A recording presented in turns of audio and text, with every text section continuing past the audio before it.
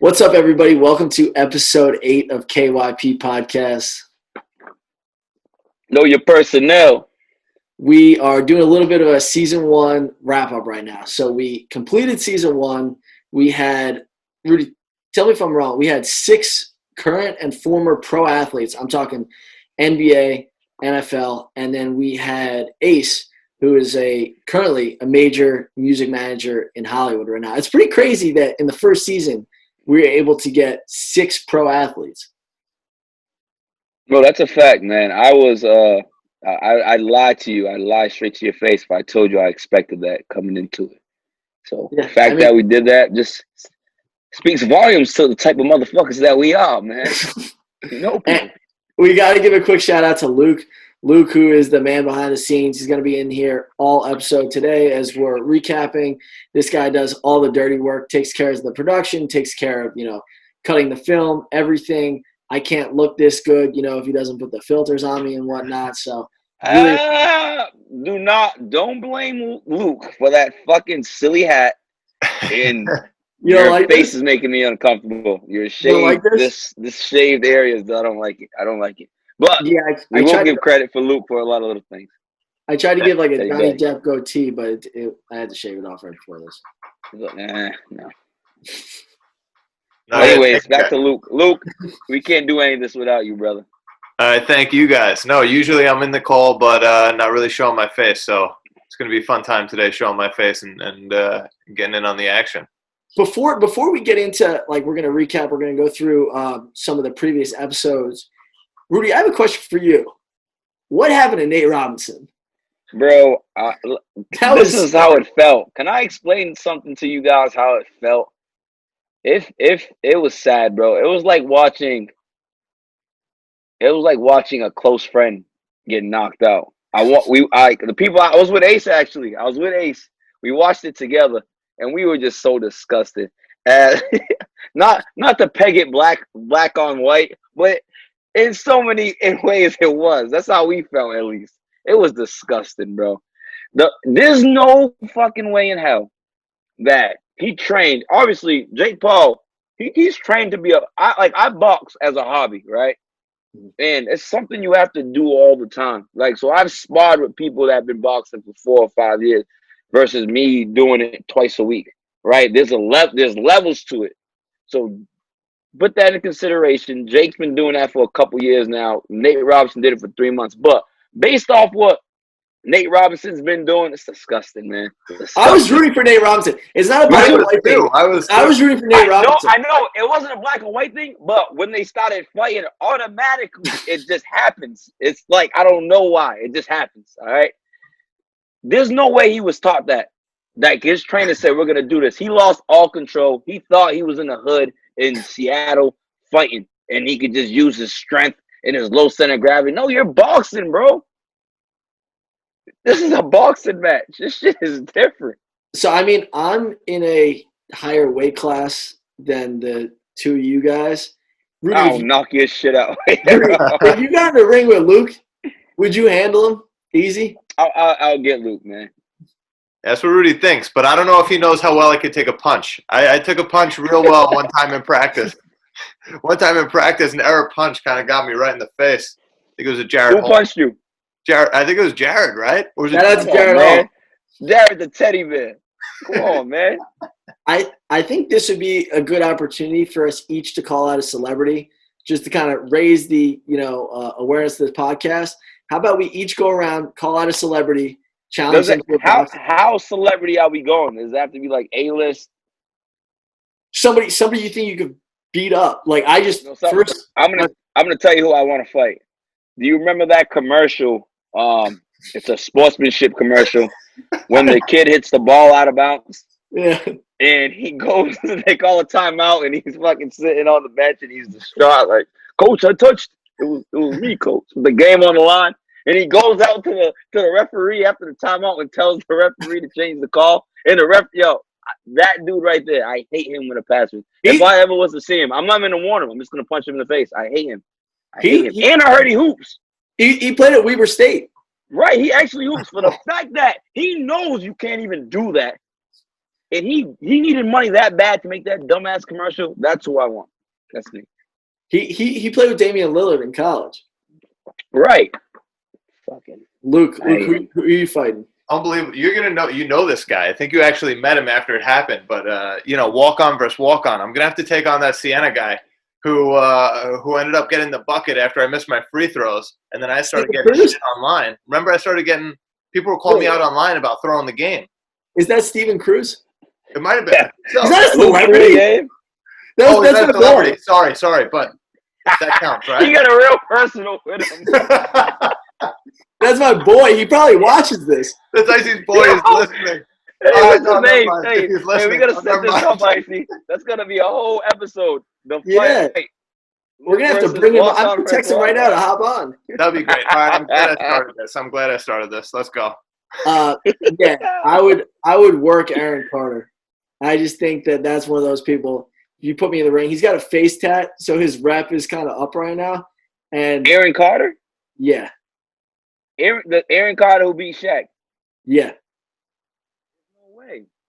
So, Luke, can you look up his dimensions, please? No. Hey, listen. Carter. Aaron Carter's been getting his ass whipped by Nick Carter his whole life. God's been, he definitely dabbled with drugs, so he took an ass whipping from a drug dealer too. I think his jaw's a little tougher than yours. I don't know. I mean, I think Aaron Carter has been through more trials and tribulations enough that he'll whip your ass in a boxing match. He's 5'8". He's 5'8". How much does he weigh? He weighs like $140. 5'8", $140. He's getting you, bro. I'm 6'3", 190.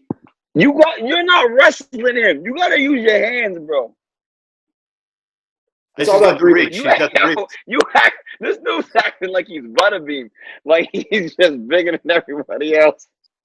At least I'm calling out realistic. Take that hat off, man. That hat got you talking different. Put on a different hat. All right, there's the icy I know.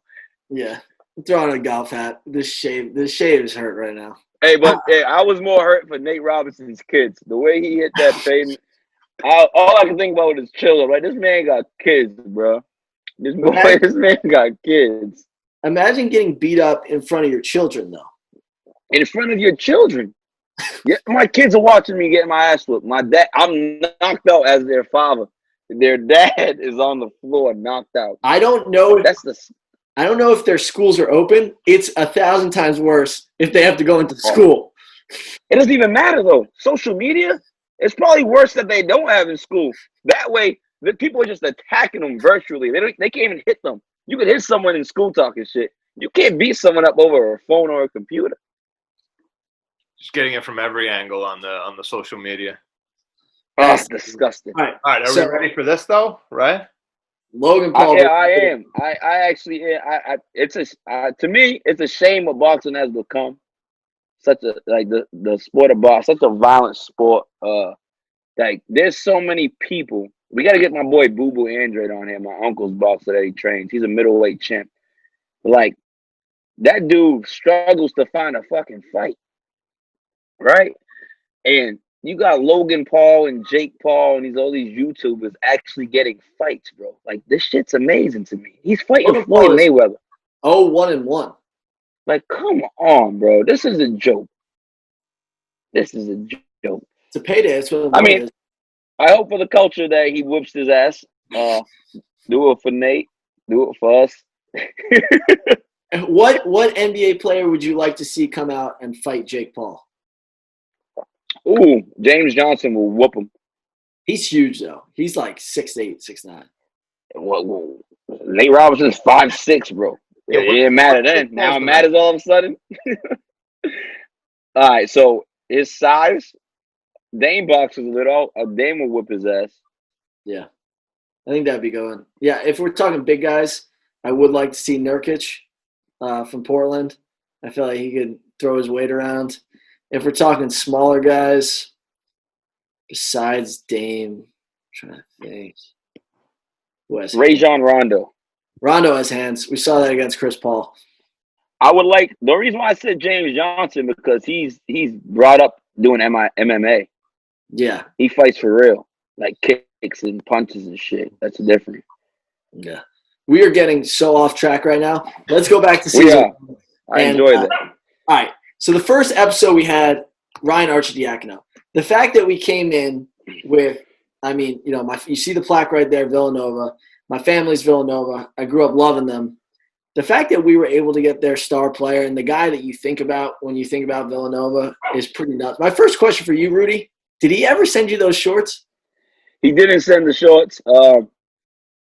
Yeah, he didn't send the shorts. I knew he wasn't going to send the shorts. I mean, it's basketball shorts, man. Like shit. I think he could have sent the shorts. Maybe we should hit him up. Maybe he's he listening. will right send now. them if I ask. Maybe yeah.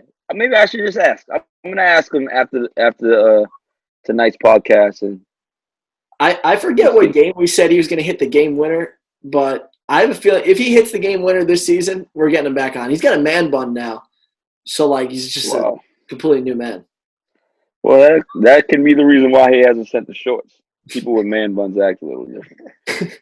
He was pretty open though about like partying at Villanova once the season was over and stuff, and I thought it was pretty nuts that he said he kind of got out of shape after the national championship. I know, just knowing you as a guy, I don't think you would have survived winning a national championship. I think you'd be 6 feet under, but he was able to rebound and get his career on track. It didn't surprise me that he said he got out of shape after winning a national championship. I mean, it's inevitable. You have to enjoy it. You got to play hard, you party hard. Who taught me that? Jimmy Patsos. Shout out to Jimmy Patsos. He's going to be on season 2. Coach Jimmy Patsos, former Loyola Greyhounds coach, Siena, national champion at University of Maryland. He will be on season 2 of Never Person That podcast. The uncensored season. HBO After Dark season.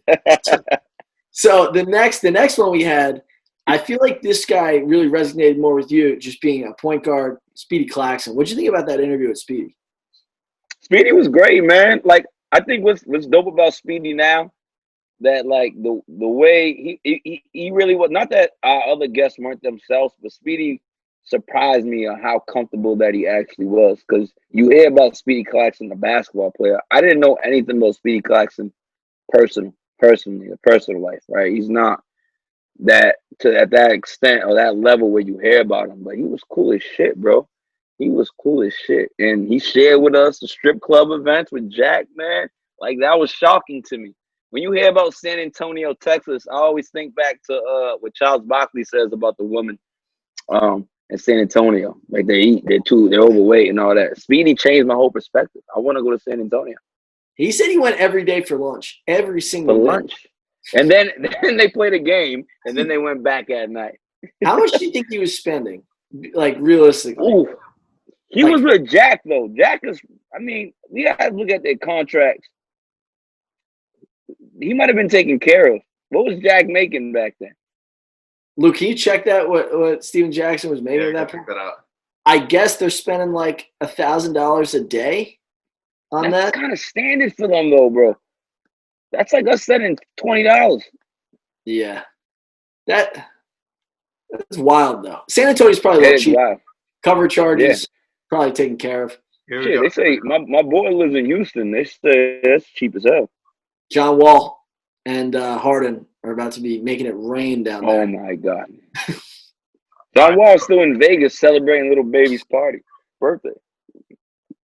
Guys, Jack was in 2001 to 2000, right? 1-2, and then 2-3. He was playing with the Spurs.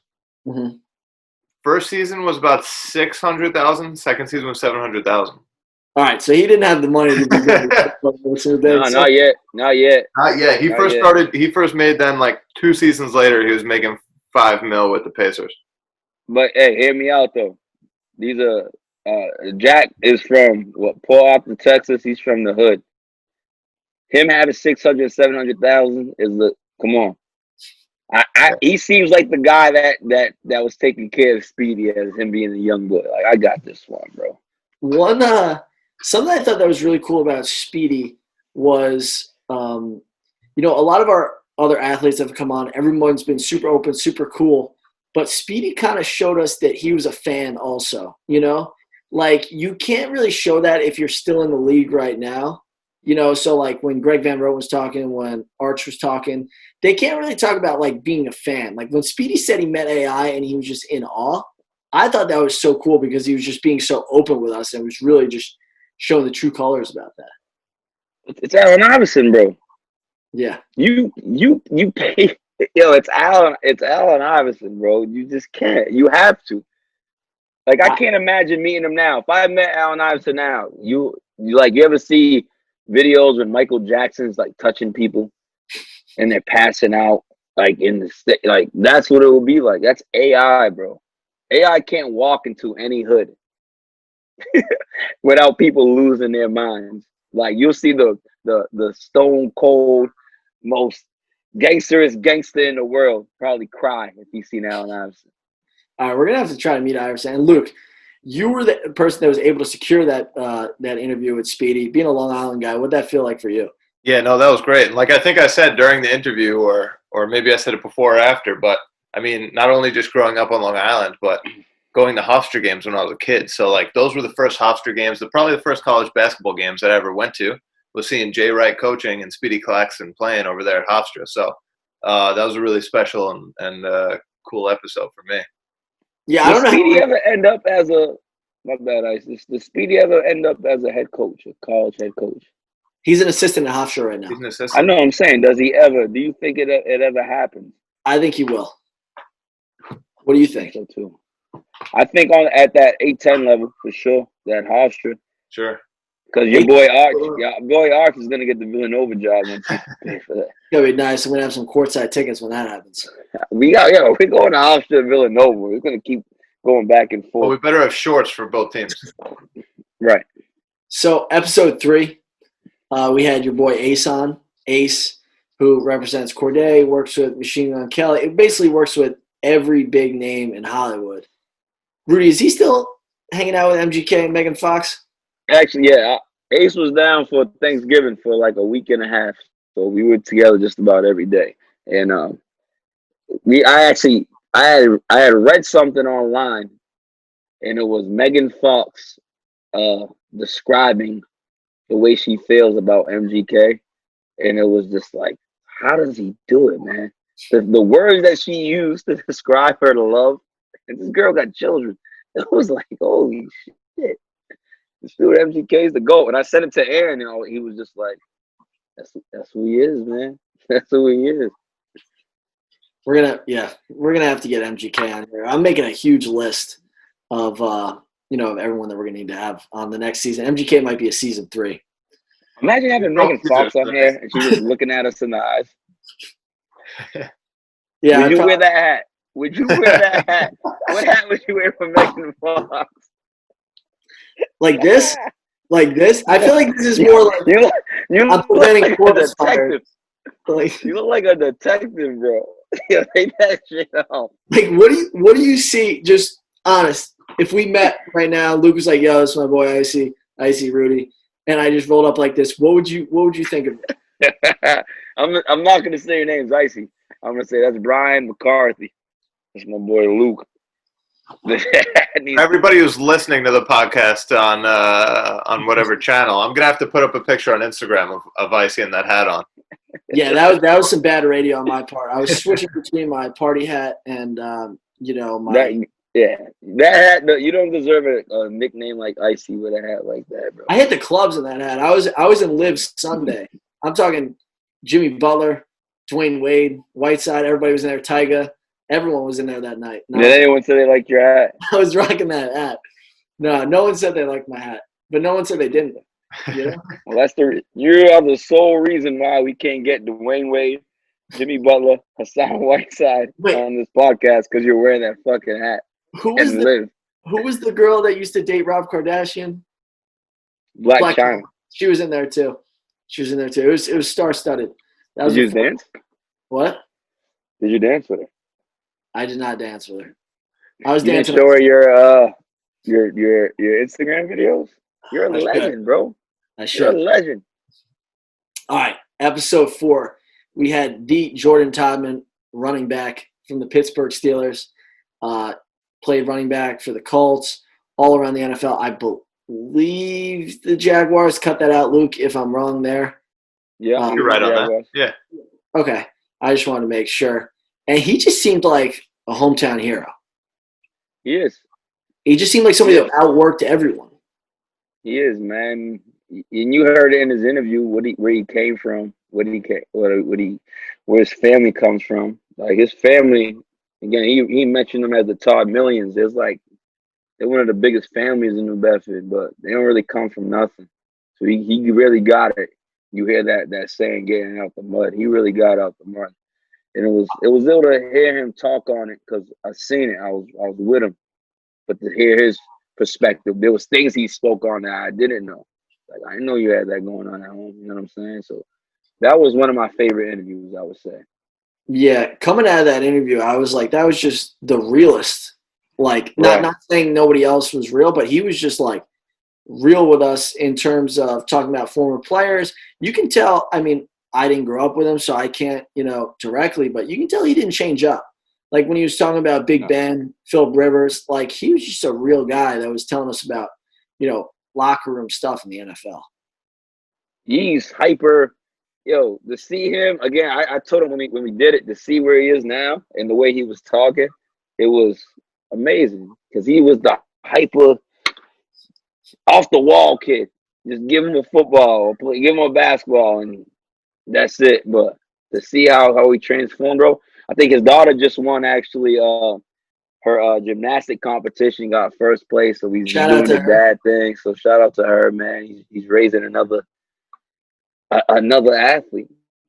Maybe we're gonna have to have her on in a couple of years when she's an Olympian. Right, man. We're still doing this. We'll be in our high-rise offices by then.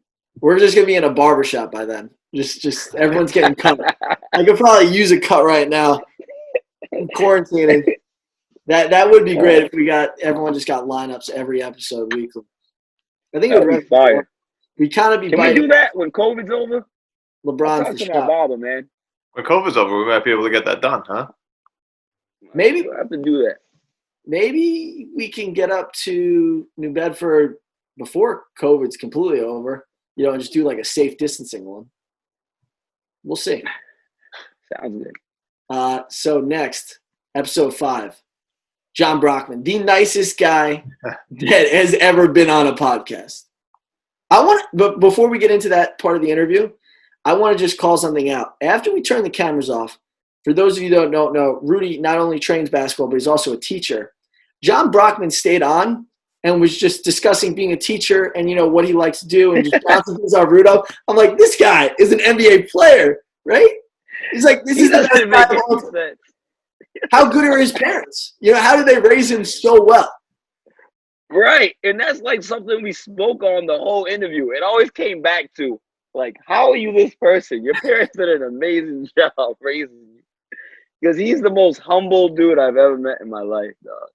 I think he was born for simplicity. Like he enjoys just a normal, simple, calm life. That's probably what he strived for more than the NBA. I just want to be a normal guy. Luke, how was he? Luke worked for the team when John was playing pro. How was John with like the fans? Did everyone just love him? John was the fan favorite. I mean, if there was one guy whose face was like huge on the I think I have a John Brockman. I might have a John Brockman T-shirt over here. Hold on. All right. So Luke didn't have the shirt, but we're back. I don't have the shirt. He was so casual. Not Tomlin. Brockman was so casual talking about when Coach K came to his school and walked around and met all his teachers and everything, and like he was introducing them to his friends. What was the dinner that he made? That his mom made? You remember that? His mom made Coach K a dinner. Yeah. Because we went to the crib. I can't remember exactly what it was. That was a very interesting interview, man. He was just different. He was. I was amazed. I'm not gonna lie. I went into it. Every time we go into these, I mean, it doesn't matter who we're talking to, but you get a different feel. Like, I'll be able to talk about this, talk about that. That one was just like, wow. I was more amazed on how different he was. I never met someone like him before and had a long conversation with someone like him before. the whole time you needed to kind of like pinch yourself and be like, this guy played in the NBA. Yeah, he Right. acted like he was just like a regular guy. And we say that about athletes. Normally I'll give people the compliment of like, he's humble or whatnot, but like he was just beyond humble. It was It unbelievable. wasn't the NBA that made me like feel any type of way to it. It was the fact that he was so normal. It was the fact that he was a farmer. That was the most interesting thing. And Like he's a right teacher. away, I think I asked him, like, explain this. How does this work? I had so many questions about that. Unbelievable. Then our 6th episode, we had my boy, Luke's actual boy, but my boy, Greg Van Roden, who was awesome. He's on the Jets. I like hometown guy, Long Island guy. I like. Yo, was he guarding the dude that let up? I'm just kidding. Cut that out, Luke. They might as well put Greg on him. Oh, They might man. as well. Hey, go take that wide receiver real quick. All right, we're cutting this part. But Greg, Greg just seemed to have like a good head on his shoulders. The fact that like he didn't know he was going to the NFL. It's not like these guys like that are born ready and they're like, oh, my whole dream is to go to the NFL, go to the NBA, go to the NHL, go to the MLB. He was like going to UPenn, getting ready to just get on the train in Rockville Center, wear a suit, and work like 7 a.m. to 8 p.m. and then just go home. But those are the dudes that usually succeed, though. I think I was actually talking to my boy about this today, just a little off topic, but with college basketball, right? It's so different this year because there's no fans, right? You guys know about the money games where we go in a mid-major or low-major school, you go in just to get your ass whipped, and the high-major school gives you $60,000 just for a dub, right? Like you see that this year, it's a little different. There's no advantage. So when I was telling my boy, it was like, yo, these kids that play on these superstar teams their whole life, and then they go into their freshman year, this is their first time facing adversity in a long time. And that brings me back to Greg, where he's been facing adversity his whole playing career. Right. So he's more prepared for these different obstacles because ain't shit was easy for him. So that's what I took away from that interview. Yeah, it was a different type of struggle, It wasn't the Right. stories that we hear about, like, financial issues and stuff. Nah, it was It just was more different playing. setbacks. Yeah, it was different Right. setbacks. And, nonetheless, you had to overcome them. For sure. A little free game for everybody. I don't know, you were just talking about college basketball.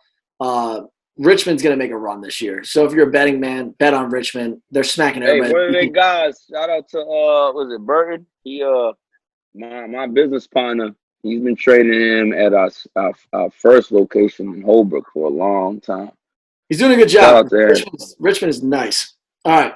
And then episode 7, Rudy, your boy, Dana Barros. Dana Barros came and threw and taught a mother. Hey, man. His intensity, I could feel it through the screen.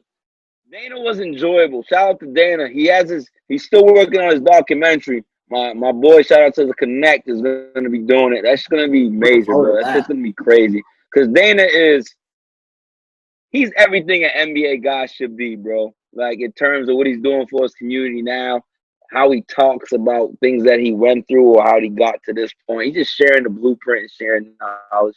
He was phenomenal, bro. He was better than advertised. I knew he was going to be good, but he was very impressive. There was a couple things he brought up that really stood out to me. The first one was that he says he still works out just as hard these days because if anybody tries to step to him and play one-on-one, he's ready to play one-on-one at any moment. Right. That's for the young kids because he knows what I do. And then the other one was when he just went ISO on Michael Jordan. First time playing MJ, he just waved off Sean Kemp, said, give me the rock. MJ smiling. Like, yeah, let's go.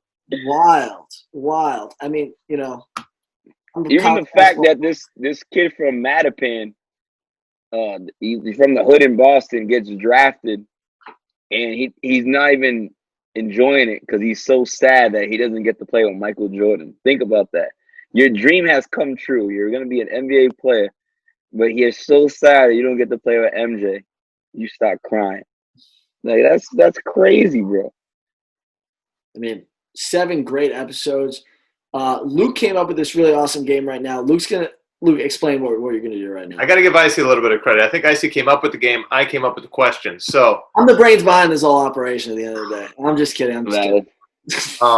what we're gonna do is we have some questions. Basically, I'm gonna ask Icy and Rudy, and it's basically questions where the guests are going to be the answer. So you'll figure it out once I start asking some of the questions. Icy and Rudy don't know the questions, so these will be new to them. They need to think off the top of their head what the answers are. But I'll get right into it with the first one. And that is, who's winning a fight between all the guests, Royal Rumble style? You put them all Royal Rumble. Ooh.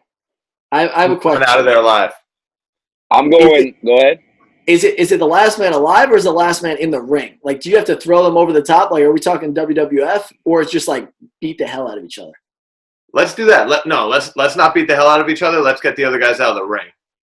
I'm going JT because I've seen him whip someone's ass when we were 12 years old, and I've never seen an ass whooping since. And that violent. I'm going John Brockman. That guy picks up just like barrels of hay every day. You got to get him over the top rope. You need he's Van so Roden. Nice. Man, he's so nice, man. This isn't a bottle of hay. This is a human being. Does John Brockman have it in him to harm somebody? Brockman on the basketball court or in a ring is a different animal. Yeah, exactly. If it's a competition. Hey, JT is. I'm going low center of gravity to the ground. He's a freak, physically. He's genetically. I'm going with JT. That's just my person. Can we also not forget about Greg Van Roten's dimensions? That's a big boy. Yeah, but he's a. Greg's a big boy. Greg's 300 pounds. He's a big boy. But you guys fail to realize this. This is what we were talking about before we got on. Or when we did talk about this. You guys talk about dimensions. Just because someone is bigger in stature doesn't make them stronger than somebody else. Icy, you're taller than me. You might weigh more than me, but I'll whoop your ass. I will whoop your ass. So get that out of your head. Maybe we'll have to do like some sort of charity boxing event. Me and Rudy. And I'm going off. That is one part of it though. Physical stature. I'm going off hands. Your mental toughness and your physical toughness. I'm lining up a couple things here that makes me lean to that Jordan Tarvin side. That's just me. Opinion. That's fair. All right. Luke, who do you have, though? Who do you have, Luke? Who do I have? Yeah. Let me think. For this one, I might pick Greg because I think that's his job is to push people around. This is not just this though. They're gonna be punching each other, right? He gets into pads right there, and he's just gonna push him right out of the ring. They don't punch. He just punch it. All right, what's the next question? All right, here we go. This one's a basketball one, and it's gonna be you guys got to play 2-on-2. All right. Ooh. You each have to pick a teammate. Playing 2-on-2. Icy gets the first pick. Who do we got? So I'm going to pick my man again, John Brockman again. We're going to run the pick and roll. I mean, I can run the point. I can handle the rock. Brockman, just roll the basket, and we'll be good. All right, who's rooting as the matchup? This is like the matchup, though. Oh, matchup. I'm going with my best friend. I'm going with my man Ace. No disrespect. Ace against Brockman is a tough matchup. All right, Icy against any of us is a tough matchup. He's not stopping either of us. So what are we talking about? This guy's over here talking about, I can handle the rock. You ain't getting no post-entry pass. I'm doubling down on Brock. We're going to get, it don't matter, man. We can set this up. Brockman's a farmer now. I'm in these streets every day with that thing, with that field.